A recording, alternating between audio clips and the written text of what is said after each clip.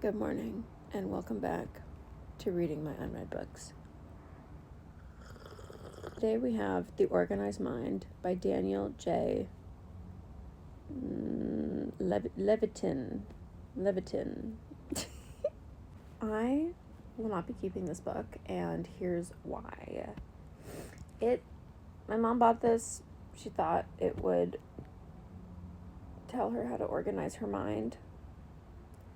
I feel like you look at the cover, you kind of see why she got that impression. It looks kind of like a self-help book. For some reason, I feel like all self-help books have like white covers with text. Anyway, I don't know why that is, but it's interesting. It like tells you about different reasons why like your mind gets cluttered, I suppose. Like the first chapter is about like he once had a student who grew up in like, I don't know, Soviet rule Romania, and under communism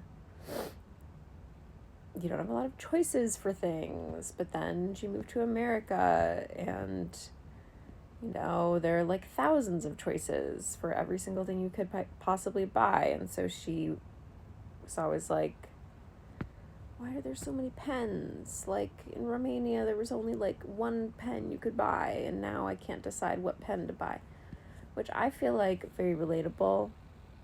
I'm there every day, too many pens. I get it. Someone pick for me. Totally. But then once we establish that problem and why it's, difficult for the brain to process many, many options and make a decision in that situation, I then want him to say, and here's how we fix it. Like, here's what you can do to counteract that. Here's how we can work with that to organize the mind.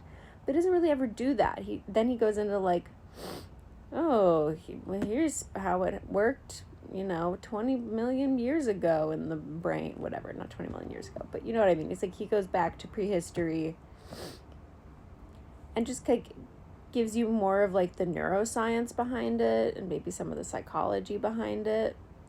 But it's like, I don't want the neuroscience and psychology. I want you to tell me how to fix it.